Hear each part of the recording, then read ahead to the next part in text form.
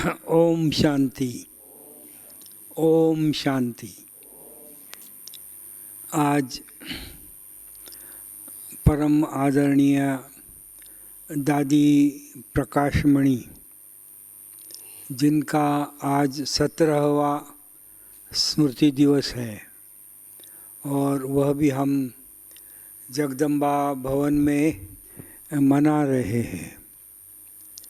जगदम्बा माँ की अति लाडली और जगदम्बा माँ के साथ जिनका शुरू से पाठ रहा हुआ है।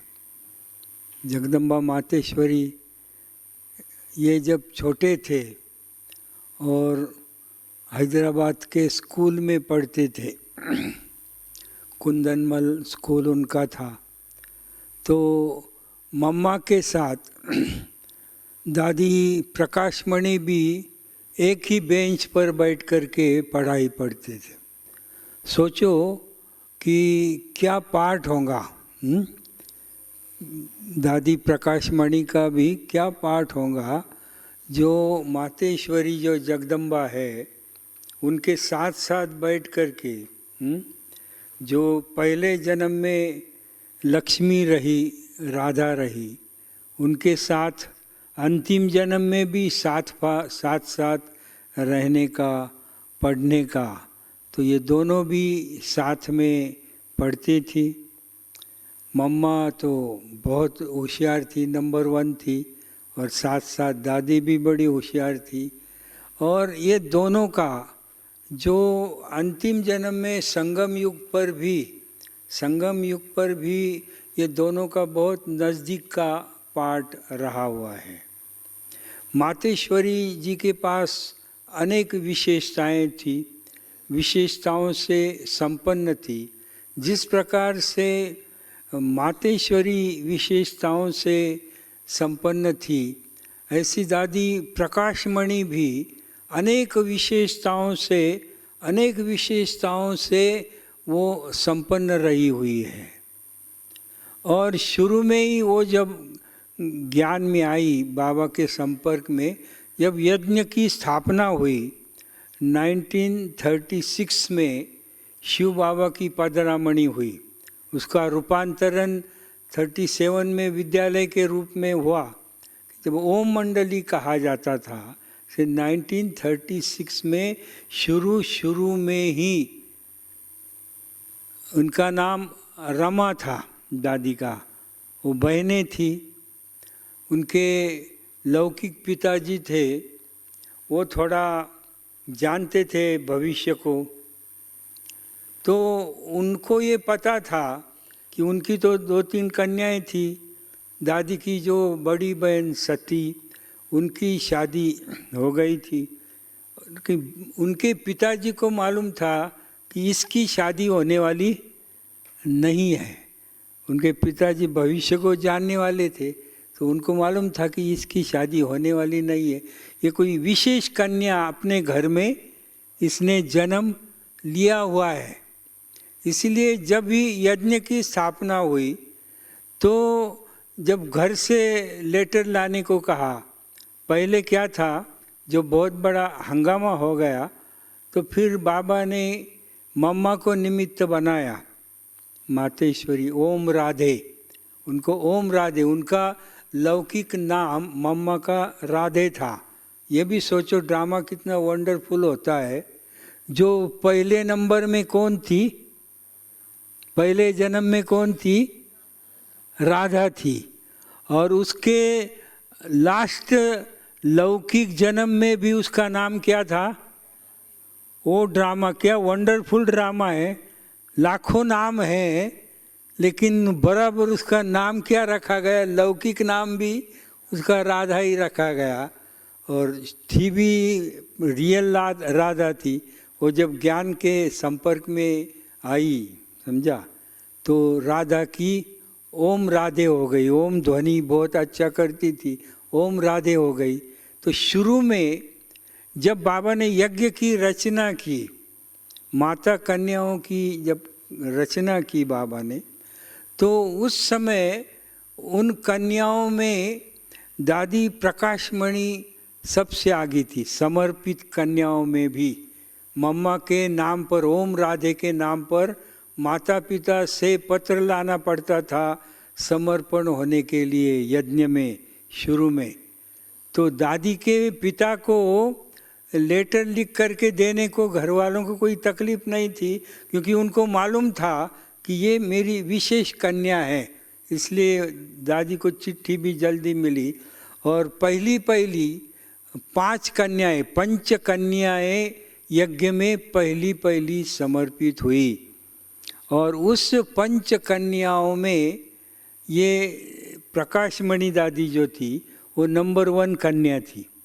प्रकाशमणि दादी थी, ये शांतामणि दादी थी, ये पूना में जो शीतलमणि दादी थी क्वार्टर गेट में, तो शीतलमणि दादी भी पहली 5 कन्याओं में, मिट्ठू दादी, ऐसे 5 कन्याओं ने यज्ञ में पहला समर्पण किया।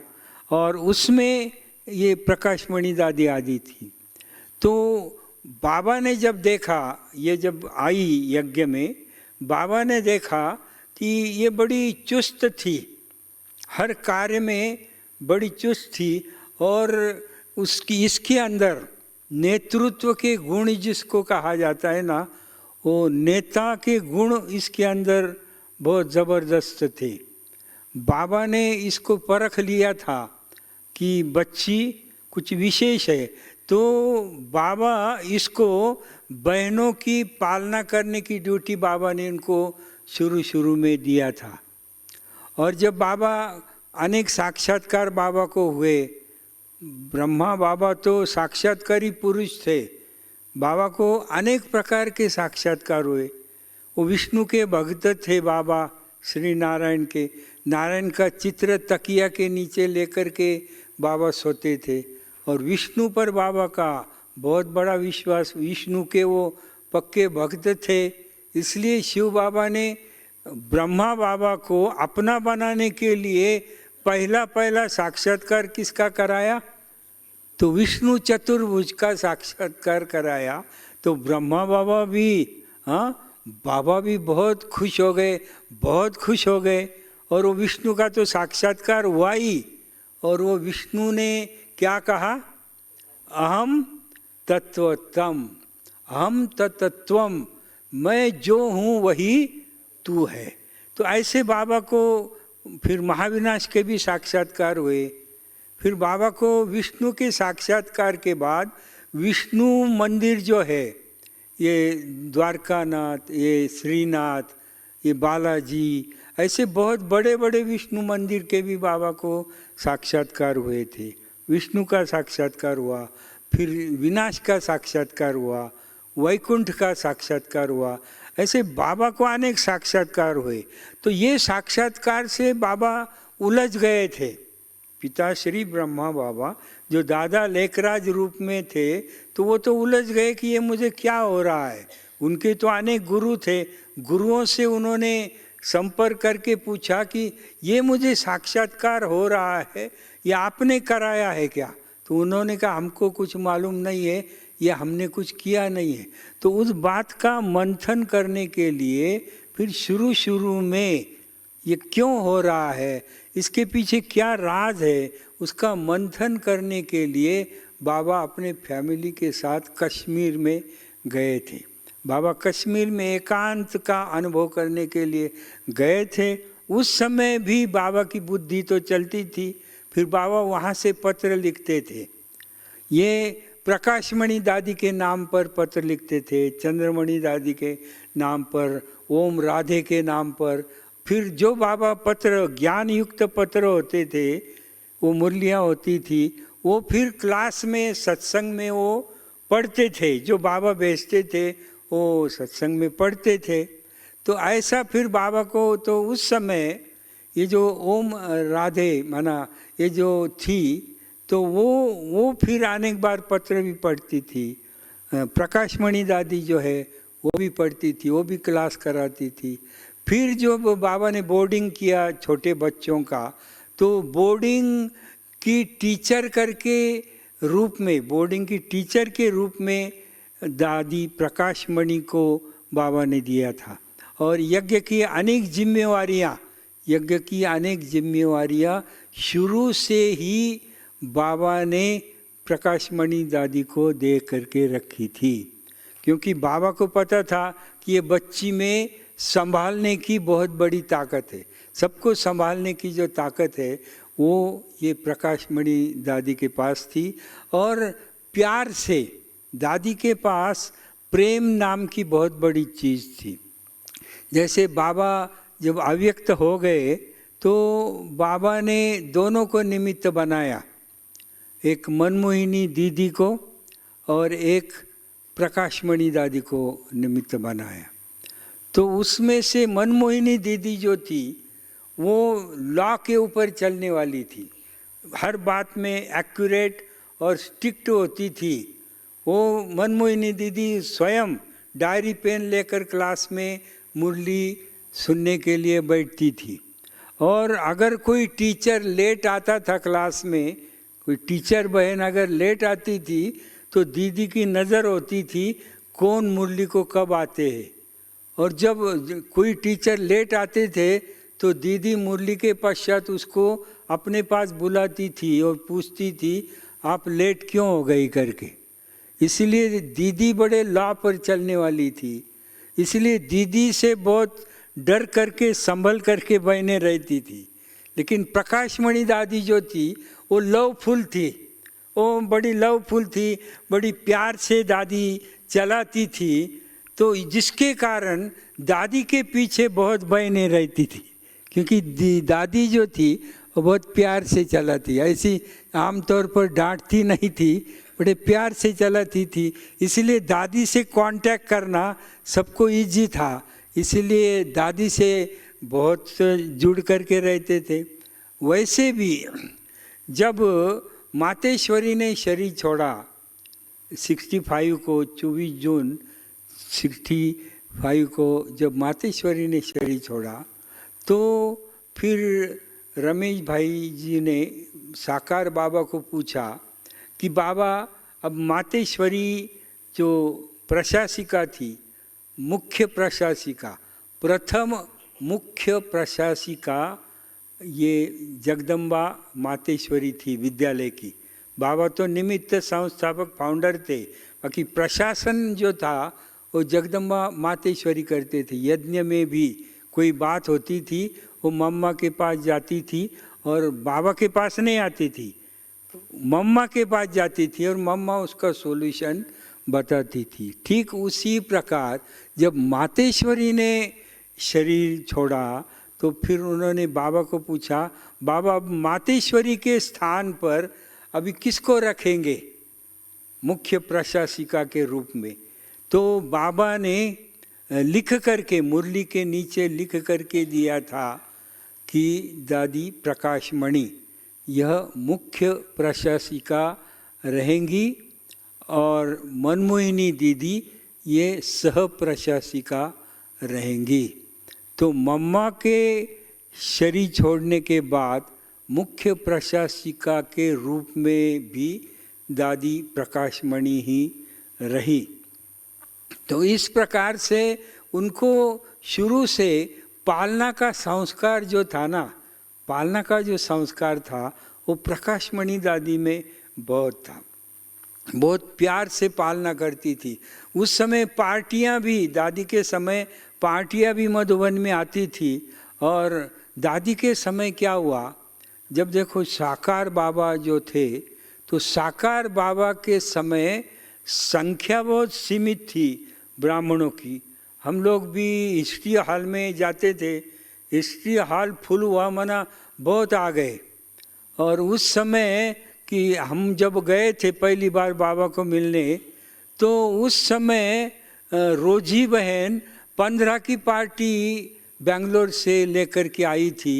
तो सारे मधुबन में चर्चा थी कि रोजी ने बहुत बड़ी पार्टी मद्रास से लाई है। और पार्टी कितनों की थी, 15 की थी। तो उस समय माना इतना थोड़ा भी करो तो भी बहुत बड़ा नाम होता था। तो ऐसे समय मुझे पक्का याद है कि बाबा ने जब शरीर का त्याग किया था बाबा ने शरीर छोड़ा था, तो उस समय अंतिम संस्कार के समय हमको भी उपस्थित रहने का सौभाग्य प्राप्त हुआ था। उस समय जब बाबा ने शरीर छोड़ा था, उसके बीच में बहुत सारी बातें आई। मेरा वैसे भी मेरा बाबा से बहुत बड़ा प्यार था। ब्रह्मा बाबा का जैसे मुझे पता पड़ा कि ब्रह्मा बाबा के शरीर में शिव बाबा आया है, तब से मैं टीचर के पीछे पड़ा। कोर्स चल रहा था, लेकिन मैं बोला मुझे ब्रह्मा को देखने का है। मैं बोला ब्रह्मा माना ब्रह्मदेव, साक्षात ब्रह्मदेव है। तो वो मैं पूछा कहाँ है, तो बोले माउंट आबू में। मैं बोला मुझे उनको मिलने का है। वो बोला तू कोर्स तो पूरा कर, समझा। तो बाबा को देखा ही देखा, तो उन्हें उनको मिलने का बहुत रहा। और सचमुच कोर्स होने के बाद 10 दिन के बाद मैं बाबा को मिलने को भी गया था। वरना अगर अपना अंदर से होता है ना प्यार, तो वो प्रैक्टिकल में आ भी जाता है। तो ऐसा जो बाबा था, तो उस समय संख्या का स्वरूप तो बहुत कम था।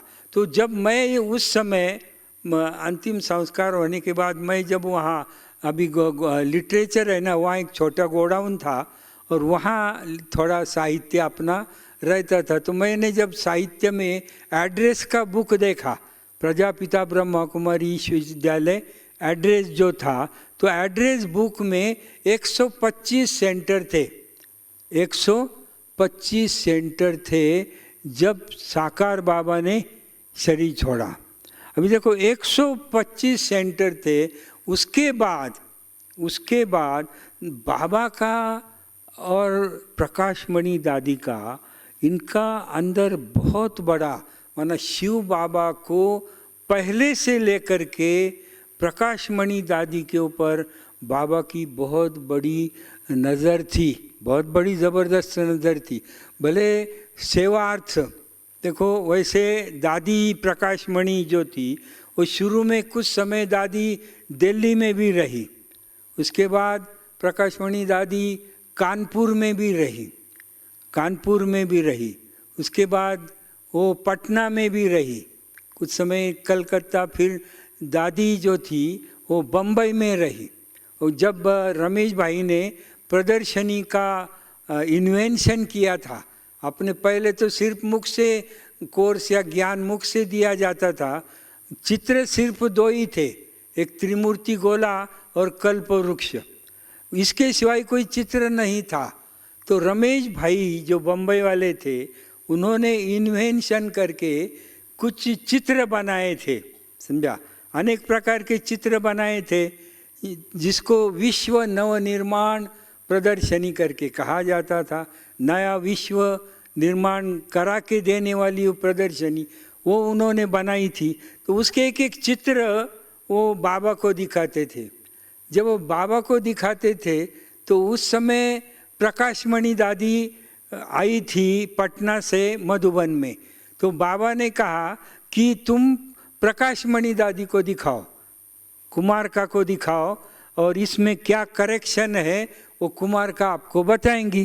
देखो, बाबा ने सभी दादियों को एक ही नाम दिया था, समझा, जो अव्यक्त बाबा से ऊपर से आए हुए नाम थे। बहनों के तो बहुत अपने अपने हर एक के लौकिक नाम थे, लेकिन एक बार बाबा ने संदेशी को ऊपर सूक्ष्म वतन में भेजा और फिर उसको बोला, गुलजार दादी को, कि इनके नाम लेकर के आओ, अलौकिक नाम। तो वो बाबा ने करीबन 125-125 के आसपास नाम लाए थे, समझा। और एक लौकिक जिसका नाम है उसका अलौकिक नाम मनमोहिनी, भले उसका गोपी हो कुछ हो। किसका लौकिक नाम रुक्मिणी, उसका अलौकिक नाम मनमोहिनी। ऐसे एक एक के अलौकिक नाम, ऐसे कितने थे? 125 नाम। आप सोचो कि सूक्ष्म वतन से वो संदेशी संदेश लेकर के आई, और इतना जिसका लौकिक नाम, उसके आगे उसका अलौकिक नाम बाबा ने बताया था। और वो नीचे आने के बाद भी उसने बराबर एक एक का नाम और अलौकिक नाम अलौकिक नाम। ऐसे दादी का नाम रमा था और उसके आगे प्रकाशमणि, बाबा ने अलौकिक नाम दिया हुआ था। तो ऐसे इतने नाम, जैसे कि वैसे नाम बाबा ने सूक्ष्म वतन से चंद्रमणि, समझा, ब्रिजमोहन, ब्रिज शांता, ब्रिज इंद्रा, ऐसे अलौकिक, जो निर्मल शांता, निर्मल मोहिनी, ऐसे माना हृदय मोहिनी, जो दुनिया में कभी किसी का नाम नहीं था, दुनिया में कभी भी किसी का नाम नहीं था। अभी तो कितनों की क्या क्या नाम होते हैं, सारे बर्तन के नाम, तांबे पितले सब नाम पूरे हो गए। तो बाबा ने जो नाम बताए, बाबा ने जो नाम बताए, तो लौकिक दुनिया का एक भी नाम उसमें नहीं था, सारे अलौकिक। आत्म इंद्रा, आत्म पुष्पा, माना पुष्पेंद्रा, ऐसे एक एक निर्मल शांता, निर्मल मोहिनी, क्या क्या एक एक नाम बाबा ने बताए। और बराबर उसका पहला लौकिक नाम, उसके आगे उसका नाम। तो ये रमा का नाम फिर बाबा ने प्रकाशमणि करके अलौकिक नाम दिया था। तो ये प्रकाशमणि नहीं तो अलौकिक बाबा ने दिया हुआ नाम था ही। साथ साथ बाबा इसको कुमार का दादी भी कहते थे, क्योंकि वो कुमारों की अति प्रिय थी, समझा। और कुमारों की पालना भी दादी बड़ी ज़बरदस्त करती थी। मुझे याद है, मैंने दादी से कुमारों की अनेक भट्टियाँ करवाई। जब पहले पहले वार्षिक मीटिंग का आरंभ हुआ, वार्षिक मीटिंग का आरंभ हुआ, तो उस समय वार्षिक मीटिंग में किसको बुलाने का, वो जो नाम दादी ने 70-80 कुछ 100 के आसपास नाम निकाले थे, तो वो उस नाम में पूना से प्रकाशमणि दादी ने ब्रिज शांता का नाम दिया था, ब्रिज शांता दादी। सुंदरी बहन जी का नाम दिया था, एक गोविंद भाई थे, और एक मेरा दशरथ भाई के नाम से, ऐसे 4 नाम प्रकाशमणि दादी ने उस समय दिए थे। तो मेरा वैसा प्रकाशमणि दादी के साथ मेरा भी ऐसा बड़ा संबंध आया। दादी बहुत भी, दादी का कैसा संबंध आया कि 79 में हमको वहाँ पर एक ज़मीन लिया, नारायण गांव में एक ज़मीन मिल रही थी। तो वो ज़मीन लेने का क्या, कैसे लेने का क्या, और वहाँ अपने को सब भाई बहनों का कहना था कि हम नया सेंटर बनाएंगे। तो उस समय 79-80 के समय खुद का सेंटर बनाने की संकल्पना नहीं थी। अधिकतर सारे सेंटर किराए के मकान में ही होते थे। अपनी ज़मीन लेकर मकान बनाने का ये बात ऐसी ज़्यादा नहीं चल रही थी। तो उस समय मैंने मनमोहिनी दीदी से बात किया कि दीदी ऐसे हमको एक नई जगह एक दे रहा है, जगह का मालिक दे रहा है। और क्या था, वो जगह के मालिक ने भी क्यों दिया, क्योंकि उसका एक गुरु था, वो बम्बई में हाई कोर्ट का एडवोकेट था, जिनकी जगह सामने थी अपना गीता पाठशाला के सामने। और गांव के जो मालिक थे पटेल, उन्होंने कहा मुझे ऐसा संकल्प आ रहा है कि सामने जो जगह दिखाई देती है ना, वो आपको मिलने वाली है, वो जगह आपको मिलने वाली है, तो वो आप मालिक को कांटेक्ट करो। तो हम बोले अभी कैसा क्या, तो उसने उसका एड्रेस सब ला कर के दिया। अभी बोला एड्रेस ला कर के दिया है, वो बड़ा स्ट्रांग था। तो हम जब उनके पास गए थे, वो मालिक के पास, वो हाईकोर्ट का वकील था, तो उसका गुरु चरित्र पारायण चल रहा था, उसका लास्ट दिन था, तो वो पारायण कर रहा था। और हम उसके लिविंग रूम में आगे वरांडे में बैठ गए। तो बोले कौन मिलने को आए हैं? बोले गांव के, नारायण गांव के लोग आपको मिलने को आए हैं। बोले किसके लिए आए हैं? तो बोले उनको कोई गीता पाठशाला ब्रह्मा कुमारी का बनाने का है, तो वो कुछ जगह मांगने के लिए आए हैं। तो वो उसका काम कर रहा था, वो घंटी बजा रहा था आगे, समझा। और उधर से ही उसने युगल को बोला कि उनको बोलो तुमको जगह दी करके। अभी हम बोले जगह दी, कुछ बात नहीं किया, कुछ किया है नहीं। वो उधर ये कर रहा है, मुलाकात भी नहीं हुई, और बोला मैंने आपको जगह दिया है ऐसा। तो हम हैरान हो गए। फिर वो पूरा होने के बाद आया, और वो तो वकील था, कोई साधारण व्यक्ति नहीं था कि भाई दिया है ऐसा। फिर हमने बोला कि भाई आपने कैसे क्या कहा, वो गांव में आपकी जगह है? हाँ बोले, अरे बोले मैं पिछले हफ्ते में मैं, मेरा एक मित्र हाईकोर्ट का प्रसिद्ध वकील है, तो वो मुझे गुरु के पास उसके लेकर के गया। वो गुरु की आयु 102 साल की है, और वो गुरु ने हम दोनों जाने के बाद मुझे आगे बिठाया, और मुझे बिठा करके उसने हमारे जगह का वर्णन उधर थाने में किया। बोले कि वह आपकी वहाँ लौकिक गांव उधर है, बोले नारायण गांव। बोले हाँ, वहाँ बड़ा पीपल का झाड़ है। बोले हाँ, वहाँ एक मंदिर है। बोले हाँ, अभी वो जगह का उद्धार होने वाला है, ऐसा उसने बोला। और ये 7 दिन के बाद आए, इसलिए वो बोला मैं जगह देने को तैयार हूँ। तो ये जगह का समाचार हमने प्रकाशमणि दादी को बताया, मनमोहिनी दीदी को भी बताया।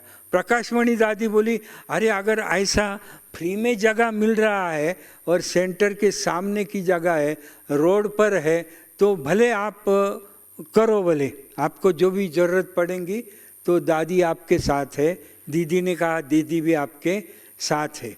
फिर हम लोग ने वो सारा उनका डॉक्यूमेंट वगैरह लिया, रमेश भाई को बोलने का था। तो दीदी और दादी जब मेरी चर्चा हो गई उनके साथ, तो फिर मैं तो वापस आया। फिर दीदी और दादी जो प्रकाशमणि दादी, उन्होंने रमेश भाई को लेटर लिखा कि नारायणगांव में ऐसी ऐसी जगह मिल रही है, और आप दशरथ भाई के नाम से यज्ञ की पावर ऑफ अटर्नी बना दो करके। यज्ञ की पावर ऑफ अटर्नी दशरथ भाई के नाम से बनाओ, दादी ने कहा हुआ है बोले, और लेटर भी लिख करके दिया। तो फिर रमेश भाई ने हमको इंक्वायरी किया, फिर हमने मालूमात दिया वगैरह। तो ऐसा फिर दादी के साथ हमारा ज़मीन के कारण कांटेक्ट भी आया। और उस समय क्या हुआ, उस समय फिर हम लोगों ने कुछ वर्षों के अंदर मकान भी खड़ा किया, माना सेंटर का निर्माण भी किया। तो हम लोगों ने कहा, सुंदरी बहन जी हमारे साथ में थे, तो बहन जी को लेकर के हम गए। जब मकान तैयार हुआ सेंटर का, तो मकान तैयार होने के बाद फिर हम अव्यक्त बाबा को मिले। उस समय बाबा अव्यक्त थे, तो अव्यक्त बाबा को पूछा कि बाबा ऐसा ऐसा मकान बना है। रमेश भाई ने भी कहा देखो हम पहली बार खुद के ज़मीन पर खुद का सेंटर बना रहे हैं, अगर आपका प्रयोग यशस्वी हुआ, हम आपको परमिशन यज्ञ की दे रहे हैं, अगर ये प्रयोग यशस्वी हुआ तो ये हरी झंडी हम सबको दिखाएंगे। अगर इसमें कुछ दिक्कत आ गई तो हम दूसरे को हरी झंडी नहीं दिखाएंगे, ऐसा उस समय रमेश भाई साहब ने कहा। तो ऐसा वो उन्होंने होकार दिया। फिर हम लोगों ने अव्यक्त बाबा को पूछा कि बाबा ये मकान का नाम क्या रखने का है। तो प्रकाशमणि दादी को पूछा, पहले तो प्रकाशमणि दादी को पूछा कि दादी ये मकान तो अभी तैयार हो गया है, आपकी छुट्टी के कारण वो बन गया है, तो फिर इसका नाम क्या रखेंगे। तो दादी ने कहा मेरे से क्या, आप कल अव्यक्त बाबा आने वाला है, आप अव्यक्त बाबा से पूछो। तो फिर दादी ने कहा अव्यक्त बाबा से।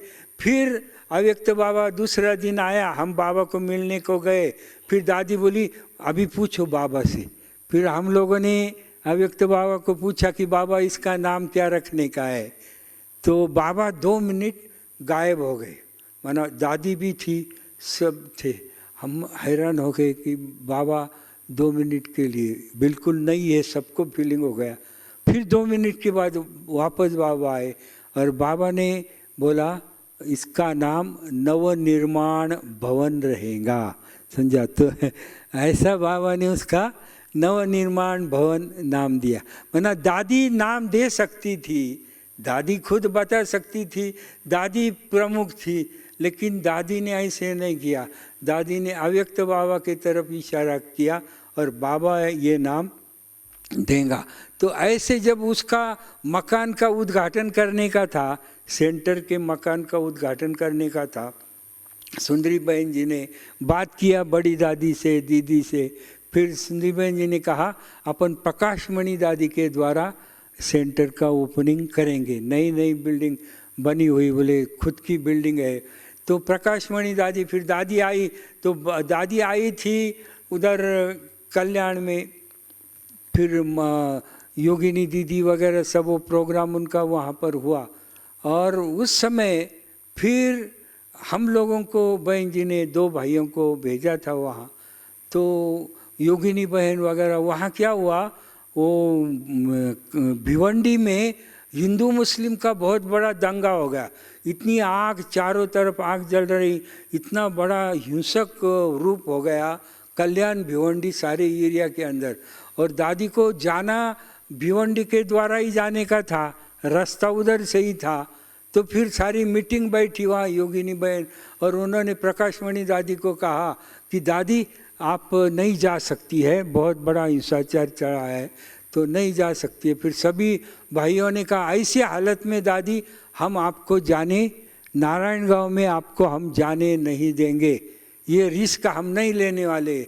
सब बहुत, 1 घंटा हुआ, कोई भी मतलब पॉजिटिव कोई भी नहीं बोल रहा था, सभी नेगेटिव ही चल रहा था। इधर सुंदरी बहन भी बहुत ये हो गई, बोले हमने सारी इतनी तैयारी किया दादी के द्वारा उद्घाटन, और वो तो नाना कर रहे हैं तो क्या करे। तो उतने में क्या हुआ, उनके मीटिंग में लास्ट में जब इनका सारा सुना दादी ने, सारा सुना, और लास्ट में दादी ने कहा दादी नारायण गांव जाएंगी। क्या कहा, दादी देखो इन्होंने इतना मकान बनाया, इतनी मेहनत किया, सारा किया हुआ है बोले, और उनका निमंत्रण मैंने स्वीकार भी किया है, और मैं नहीं जाएंगी ऐसा कैसे हो सकता है।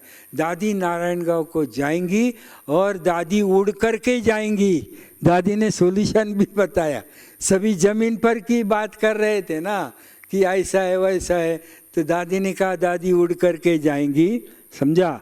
और दादी बम्बई से पुणे आई फ्लाइट से, बम्बई से पुणे फ्लाइट से आई, और फ्लाइट से हम कार में लेकर के दादी को लेकर के गए, और दादी ने मकान का उद्घाटन किया। कोई दूसरा कोई भी व्यक्ति होता था ना तो उन्होंने कैंसिल किया होता, लेकिन वो दादी जो थी, समझा ना। और इतना दादी ने बहलाया, इतना सभी में चार्ज किया, सभी को इतना खुश किया दादी जी ने। 2 दिन दादी जी खुद रही थी, इतनी नया ही मकान था, सुविधा कोई बहुत ऊंची प्रकार की थी ऐसे भी बात नहीं थी। फिर ऐसे ही माहौल में दादी ने रह करके वो करके, और दादी ने क्या कहा स्टेज पर, दादी ने कहा देखो ऐसे सरकमस्टेंसेस, ये बड़ा उद्घाटन का प्रोग्राम था, ऐसे सरकमस्टेंसेस आए हुए थे कि आना मुझे बड़ा मुश्किल हो गया था, लेकिन नारायणगांव वालों के प्रेम के कारण नारायणगांव वालों ने दादी को कान पकड़ करके अपने पास बुलाया। ये दादी के वाक्य थे कि इन्होंने मेरा कान पकड़ करके मुझे यहाँ लाया। तो ऐसी दादी जो थी वो हर माहौल में रास्ता निकालने वाली थी, वो कारण बताने वाली नहीं थी, और उनको कारण सुनना पसंद भी नहीं था। दादी को हमेशा सॉल्यूशन चाहिए था, वो कारण सुनती नहीं थी। और पालना की जो शक्ति थी दादी के अंदर शुरू से लेकर के, हमने देखा जब टेंट पड़े शुरू में बहुत संख्या आई, टेंट में भाई बहनों को रहना पड़ा। तो टेंट में जब रहना पड़ा तो रात के 12 साढ़े 12 बजे प्रकाशमणि दादी एक एक टेंट में जाती थी और एक एक देखती थी इनको नीचे का ठीक सामान मिला, ओढ़ने के लिए चादर ब्लैंकेट आदि मिला हुआ है, इनको सारी सुविधा है। सारी सुविधा रात्रि जाग जाग करके दादी देखती थी। ऐसा नेतृत्व ऐसा नहीं था, समझा। एक एक का ख्याल दादी करती थी, और दादी हमेशा सभी को पूछती थी। जब पार्टी पूरी आ जाती थी दादी पूछती थी सभी को रहने का प्रबंध ठीक मिला क्या? दादी पूछती थी सभी को रहने का प्रबंध ठीक मिला, और जब सभी ऊपर हाथ करते थे फिर दादी अच्छा अगर किसको नहीं मिला है, ये भी दादी पूछती थी, अगर किसको नहीं मिला है तो वो हाथ खड़ा करे, दादी उसका प्रबंध करेंगी, समझा, वो हाथ खड़ा करे, ऐसा दादी पूछती थी। कोई एक दो हाथ खड़ा करता था तो दादी झट वो दोनों का नाम नोट करके उनका प्रबंध करती थी। माना एक एक का प्रबंध, भोजन सभी को ठीक मिला। और ये भी दादी पूछती थी अच्छा आपको सवेरे स्नान करने के लिए गर्म पानी मिला, ये भी पूछती थी कि आपको गर्म पानी सवेरे मिला, तो सभी हाथ खड़ा करते थे। जिनको गर्म पानी नहीं मिला वो हाथ खड़ा करो, ऐसा पूछती थी। कौन ऐसा पूछेगा क्या? हाँ कितना। और अगर वो किसको गर्म पानी नहीं मिला तो दादी उसको खड़ा करती थी और पूछती थी आप कहाँ रहते हो, समझा, आप कहाँ, आपका प्रबंध है, कहाँ रहते हो। और जहाँ वो रहते थे वहाँ के पानी गर्म करने की ड्यूटी वाले भाई को दादी बुला लेती थी। तेरे कारण इन लोगों को गर्म पानी नहीं मिला तो अभी तेरे को क्या मैं करूं, बोलो, ऐसा पूछती।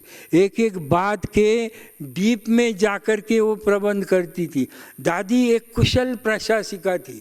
उस समय समझो 35 डिपार्टमेंट थे दादी के, 35, इलेक्ट्रिक का, टेलीफोन का अलग, भंडारे का अलग, रोटी का अलग, माना सब अलग अलग डिपार्टमेंट थे। तो इतने सारे 35 डिपार्टमेंट थे। अभी देखो एक कुशल प्रशासक कैसे होता है, कुशल प्रशासक कैसे होता है। दादी ने क्या किया था, सभी हेड ऑफ डिपार्टमेंट जो थे सबको फुल पावर दिया था। तेरे को जो भी चाहिए, जितने सेवादारी चाहिए मेरे से मांग लो, उतने सेवादारी तुमको मिलेंगे। तुमको जो भी साधन चाहिए, जो भी मशीनरी चाहिए, वो मशीनरी साधन सभी मेरे से मांग के लेना। माना आपको कोई भी चीज़ की कमी है तो मुझे बताना, मैं आपको दे देंगे।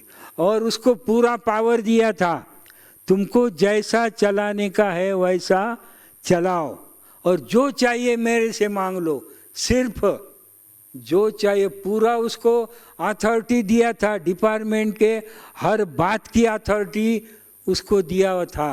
हेड ऑफ डिपार्टमेंट को फुल अथॉरिटी दिया था। सिर्फ अभी देखो, सिर्फ कहा था, क्या कहा था, तेरी डिपार्टमेंट की कंप्लेन मेरे पास नहीं आनी चाहिए, समझा। अगर तेरी डिपार्टमेंट की कंप्लेन मेरे पास आई तो मैं तुम्हारा डिपार्टमेंट चेंज करूंगी। इसलिए उसको एक तरफ स्वतंत्रता भी थी और दूसरी तरफ डर था कि मेरी कंप्लेन दादी के पास नहीं जानी चाहिए। अगर एक भी कंप्लेन तेरी मेरे पास आई तो मैं तेरा डिपार्टमेंट चेंज करूंगी। माना एक तरफ स्वातंत्र्य भी दिया और दूसरा तरफ अंकुश भी उसको हर बात में ध्यान रखना पड़ता था। और अपने साथी जो थे ना, सभी को संतुष्ट भी करना पड़ता था। अगर एक भी असंतुष्ट हुआ और उसने अगर कंप्लेंट की दादी के पास तो इसका डिपार्टमेंट चला जाएगा। तो ऐसा माना एडमिनिस्ट्रेशन में भी जो थी वो बहुत ज़बरदस्त थी। और पुरुषार्थ में भी प्रकाशमणि दादी अमृत वेले का योग भी बड़ा पावरफुल कराती थी। और दादी हर एक की भट्टी जो होती थी ना, कन्याओं की भट्टी, एक दादी का स्पेशल क्लास होता था, जिस क्लास में दादी नियम और मर्यादाएं सिखाती थी। और वो जब दादी का कुमारों का भी क्लास होता था और उसमें दादी सेवा माना समर्पित कुमारों का क्लास जब दादी कराती थी तो सारे दरवाजे बंद किए जाते थे। पूरा दरवाजा बंद था, अंदर का बाहर से कोई कनेक्शन नहीं। और फिर एक एक बात, एक एक नियम यज्ञ का जो है कुमारों का, वो दादी ऐसा स्ट्रिक्ट होकर के समझाती थी। अगर आप भले सेवाओं पर जाओ, लेकिन कुमार भले मोटरसाइकिल पर सेवा पर जाते हैं, लेकिन कभी भी किसी बहन को पीछे बैठ करके नहीं लेकर के जाने का है। आप भाई को ही बिठा सकते हो, बहन को लेकर के नहीं जाने का, सेंटर की बहनों को। माना ऐसे ऐसे जो नियम मर्यादाएं जो थे, वो बहुत नियम मर्यादाएं दादी ऐसे बड़ा स्ट्रिक्ट होकर के 1-1.5 घंटा सारी नियम मर्यादाएं यज्ञ की जो है वो दादी समझाती थी। जितना कायदा उतना फायदा, जितना कायदा उतना फायदा। फिर बड़ों के साथ कैसा व्यवहार करना चाहिए, अपने से जो बड़े हैं उनके साथ कैसा व्यवहार करना चाहिए, अपने से जो छोटे हैं उनके साथ कैसा व्यवहार करना चाहिए, अपने समान जो है उनके साथ कैसा व्यवहार करना चाहिए, वो हर एक पॉइंट जो है वो दादी बहुत अच्छी तरह से सुनाती थी। फिर उन दिनों जब रमेश भाई ने नया प्रदर्शनी बनवाई थी, तो चित्र का करेक्शन के लिए बाबा प्रकाशमणि दादी के पास भेजते थे मधुबन में। तो ऐसे एक एक चित्र का करेक्शन प्रकाशमणि दादी करती थी, क्योंकि ज्ञान की क्लैरिटी जो है मातेश्वरी के बाद ज्ञान की स्पष्टता जो है वो प्रकाशमणि दादी के पास थी। तो उनके द्वारा वो चित्र का करेक्शन, तो एक चित्र हुआ, दूसरा तो फिर रमेश भाई ने बाबा को रिक्वेस्ट किया कि बाबा हर चित्र का करेक्शन प्रकाशमणि दादी को ही करने का है, तो मेरा संकल्प है कि आप प्रकाशमणि दादी को बम्बई में ही भेज दो ना। क्या है, बम्बई में ही भेजो, तो मैं सारी प्रदर्शनी उनके द्वारा करेक्शन कराऊंगा। तो फिर बाबा ने प्रकाशमणि दादी को बम्बई भेजा और गामदेवी में प्रकाशमणि दादी रहती थी। फिर उनके द्वारा करेक्शन करके पहला विश्व नवनिर्माण प्रदर्शनी का निर्माण हुआ, जो लाखों लोगों को शुरू में संदेश देने के लिए, बाबा का संदेश देने के लिए निमित्त बनी। तो ऐसे बम्बई में दादी प्रकाशमणि रहते थे और बम्बई की बहुत सेवा भी उस समय दादी को विस्तार को प्राप्त हुई। और जब देखो बाबा हर समय मुरली में, अनेक मुरलियों में बाबा ने प्रकाशमणि दादी का नाम, कुमार का, बाबा उनको क्या कहते थे, कुमार का। ऐसे दादियों का जब नाम लेते हैं ना, समझा। वैजयंती माला किसकी बनती है, वैजयंती माला के मन के कितने होते हैं, 8, 108 होते हैं। वैजयंती माला के मन के कितने हैं, 108। तो वैजयंती माला किसकी बनती है, किनकी बनती है, जिन्होंने विकारों पर विजय प्राप्त किया है। ऐसे विकारों पर विजय प्राप्त करने वाले तो बहुत है ना। तो वैजयंती माला उसमें पहले 108 नंबर है, वो वैजयंती माला उनकी बनती है, समझा। वैजयंती माला कब यूज करते हैं, भगवान का नाम स्मरण करने के लिए वैजयंती माला को यूज करते हैं ना। नाम स्मरण, ईश्वर का नाम स्मरण करने के लिए वैजयंती माला को यूज किया जाता है। और जब वो फूल आता है तो फिर इधर लगाते भ्रुकुटी को, और फिर गिनती ऐसे 1-1 करोड़ ये नाम जब भी करते हैं। तो ये वैजयंती माला के मन के वो बनते हैं जिनके नाम का जप स्वयं भगवान ने किया है, समझा। जिसके नाम का स्मरण भगवान ने किया हुआ है, उनका क्या बनता है, 1-1 मन का बनता है, उनका 1-1 मन का बनता है, जिनका स्मरण बाबा ने किया है। ये कुमार का दादी का अनेक बार, सैकड़ों बार बाबा ने मुरली में भी कुमार का दादी का नाम बाबा ने लिया हुआ है, क्योंकि ज्ञान की स्पष्टता, धारणा की मूर्ति जो है वो प्रकाशमणि दादी थी। तो इसलिए क्या हुआ, बड़े स्थान पर सेवा को भी रखा। हमको याद है उस समय यूपी के गवर्नर हाउस में लेक्चर करने का था, पहला निमंत्रण मिला हुआ था गवर्नर हाउस में, माना नहीं असेंबली में अपना स्पीच करने का निमंत्रण। तो वो प्रकाशमणि दादी के लिए बाबा ने मधुबन में टेप भरा हुआ था और टेप भर के प्रकाशमणि दादी को भेजा था। विश्वरतन दादा लेकर के आया था बम्बई को, बम्बई से वो पूना में आए थे। तब उन्होंने कहा प्रकाशमणि दादी अभी जो परसों भाषण करेंगी लखनऊ में, तो वो बाबा ने जो टेप भेजा है वो मैं लेकर के आया था करके। तो वो प्रकाशमणि दादी के नाम पर बाबा ने क्या सुनाने का वहाँ, वो सारा टेप, और वो दादी ने 3-3 बार 4-4 बार सुन के वहाँ उस असेंबली में दादी ने लेक्चर किया था। इसलिए प्रकाशमणि दादी के ऊपर बाबा बना, भारत में इतनी बहनें इतनी दादियाँ हैं, लेकिन प्रकाशमणि दादी का ही बाबा ने क्या किया था, सिलेक्शन किया था। बाबा की नज़र उनके ऊपर ज़बरदस्त थी। उनको बाबा कुमार का कहता था, बाबा हमेशा, हाँ कुमार का नंबर 1 है, इस बात में कुमार का नंबर 1 है। बाबा याद करता था कुमार का है, जनक है, मनोहर है, ऐसे ऐसे महारथियों को जा कर के समझाना चाहिए। ऐसे बाबा उनका नाम हमेशा मुख में रखता था। और जब बाबा ने शरीर छोड़ा, बाबा को जब शरीर छोड़ने का था, तो शरीर छोड़ने के समय संपूर्ण स्थिति में शरीर कैसे छोड़ा जाता है, इसका एग्जाम्पल है ब्रह्मा बाबा का। बाबा ने जो शरीर का त्याग किया, तो मम्मा ने भी देखो, मम्मा ने जो शरीर छोड़ा ना 24 जून 65 को, तो मम्मा ने क्लास में, माना बाबा ने कहा था कि मम्मा अभी बगीचे में अंगूर आए हैं तो सभी बच्चों को अंगूर खिलाना। अभी देखो इतनी तबीयत थी, उसका उठना भी बड़ा मुश्किल था। हाँ, लास्ट स्टेज थी, कैंसर की फाइनल स्टेज थी, उठना भी मुश्किल था। लेकिन बाबा ने कहा कल गुरुवार है और मम्मा सभी को अंगूर खिलाएंगी। तो ऐसे अवस्था में वो उठ नहीं सकती थी, तो भी बैठ करके मम्मा ने समझा, सवेरे 10 बजे सभी को अंगूर खिलाई, जो भी थे सभी को अंगूर खिलाया, और दोपहर 2 बजे शरीर छोड़ा। 10 बजे सभी को अंगूर खिलाया और दोपहर को 2 बजे शरीर का त्याग किया।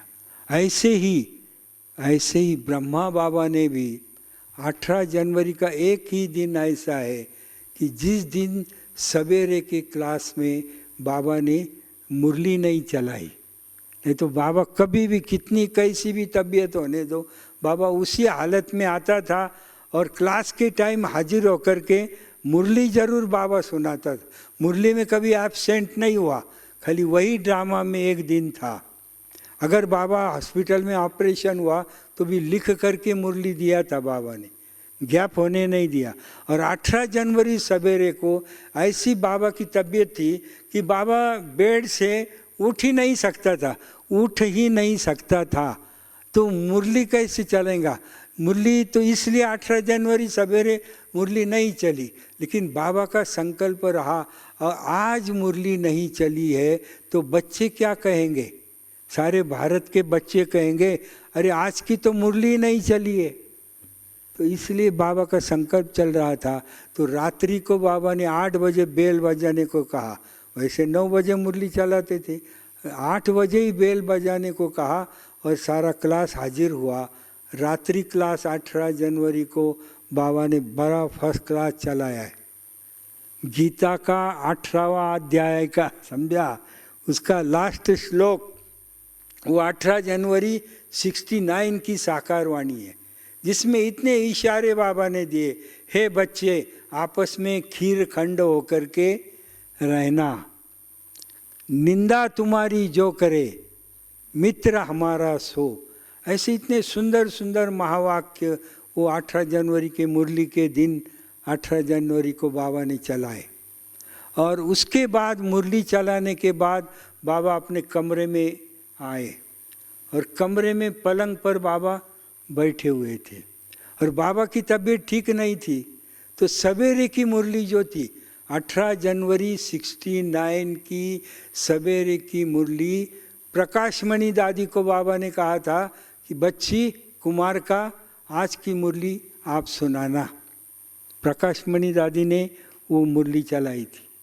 और जब रात्रि क्लास तो बाबा ने स्वयं कराया।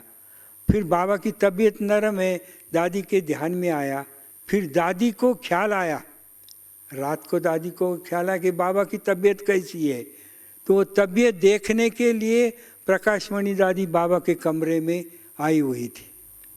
तो उस समय 3-4 दादियाँ, 2 भाई, ऐसे 2-3 बाबा के पास थे। और जब प्रकाशमणि दादी को बाबा ने देखा तो बाबा पलंग पर बैठे हुए थे। बाबा पलंग पर बैठे हुए थे। प्रकाशमणि दादी जब आई तो बाबा ने दादी को दृष्टि दिया और इशारा किया। कोई बाबा ने किसी को याद नहीं किया। देखो अंतिम समय भी जिसने इतने 300 सवा 300 माता बहनों को अपना तन मन सारा दे करके इतनी पालना की, इतना सभी को इतना प्यार दिया, लेकिन जब शरीर त्यागने का समय आया, शरीर छोड़ने का समय आया, तो एक भी बहन को अथवा भाई को बाबा ने याद नहीं किया। प्रकाशमणि दादी को भी बाबा ने याद नहीं किया अंतिम समय। वो बाबा को तबीयत देखने के लिए आई हुई थी। फिर बाबा ने उसको इशारा किया, अपने सामने बुलाया और फिर दादी का हाथ देने को कहा। फिर दादी ने ऐसा हाथ किया। फिर बाबा ने दादी के हाथ में, एक तरफ से बाबा दादी को पावरफुल दृष्टि दे रहा था, बैठा हुआ था, पावरफुल दृष्टि दे रहा था, और दूसरे तरफ हाथ में था। और हाथ में लेकर के देखते देखते ही आत्मा उड़ गई, पंछी उड़ गया। फिर महसूस हुआ सबको कि बाबा का शरीर ढीला हो गया। फिर दादी ने लिटाया, फिर सभी ने बाबा को पलंग पर लिटा दिया।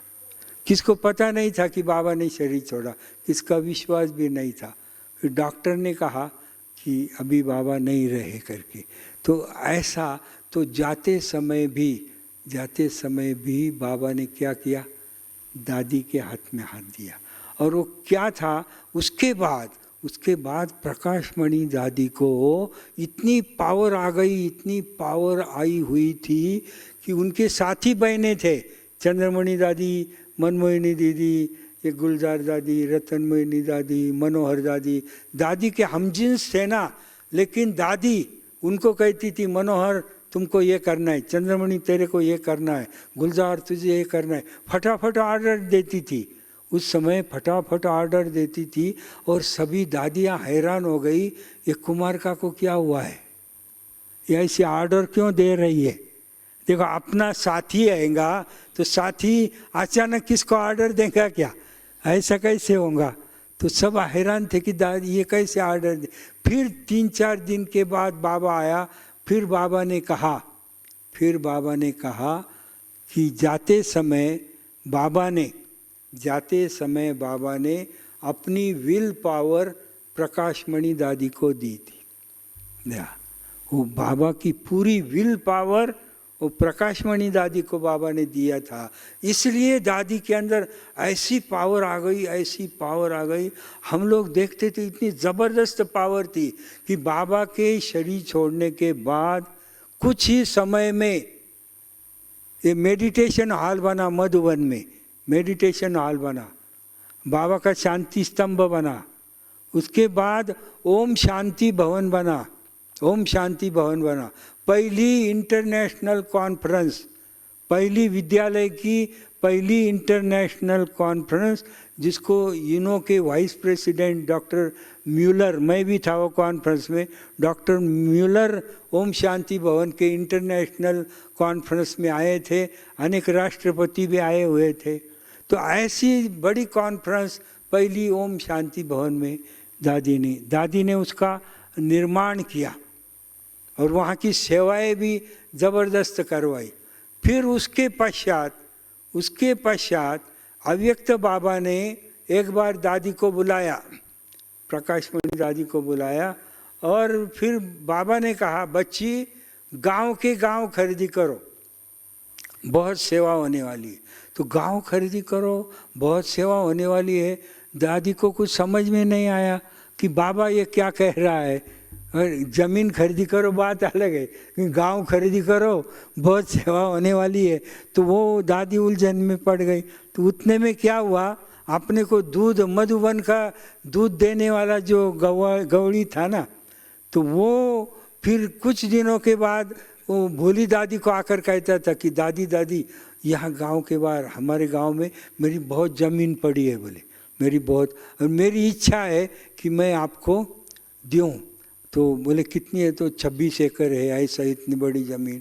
तो अरे वो भोली दादी बोली अरे मेरे को क्या बोलता है, और वो बार बार बोले। फिर एक दिन वो प्रकाशमणि दादी के पास, वो उसको लेकर दूध वाले को लेकर के गई प्रकाशमणि दादी के पास कि भाई दादी ये मेरे पीछे पड़ा है कि मेरी ज़मीन है इतनी और आप लो करके।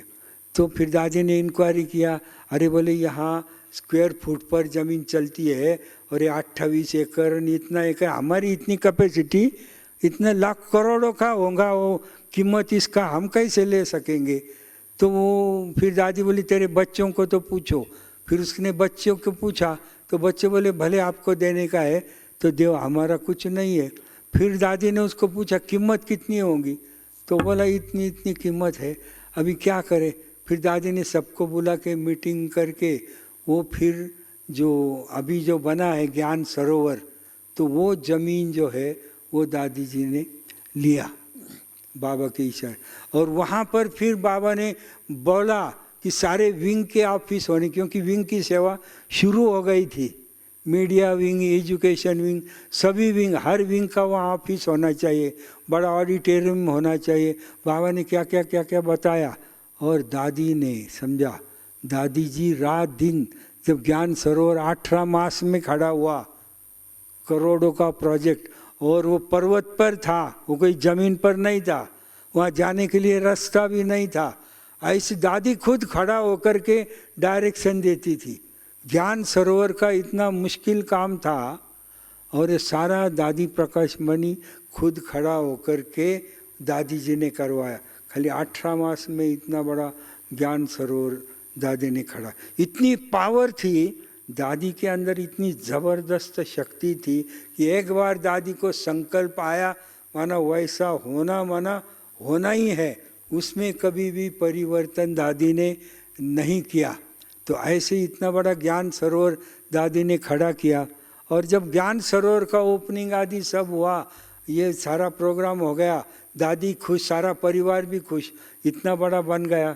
फिर जब बाबा का सीज़न पूरा हुआ तो जाते समय बाबा ने दादी को बुलाया और दादी को बुला करके कहा, देखो बच्ची, अभी मेरे हजारों बच्चे आने वाले हैं, अभी मेरे हजारों बच्चे आने वाले हैं, तो उसको कहाँ रखेंगी, समझा, उसको कहाँ रखेंगी। बाबा ने कहा तो नीचे ज़मीन लो करके कहा, समझा, नीचे ज़मीन लो और ऐसा हाल बनाओ कि 25,000 लोग एक साथ बैठ सके।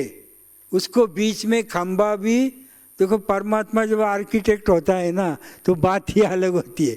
25,000 का हाल बनाओ और बीच में एक भी खंबा नहीं चाहिए, ज़्यादा बढ़िया भी ना हो और ज़्यादा घटिया भी ना हो, मीडियम स्टाइल का हाल बनाओ। सारा हाल कैसा बनाने का सारा वर्णन बाबा ने किया और बोला अभी ये सेवा आपको करने की है, मेरे हजारों बच्चे आने वाली है।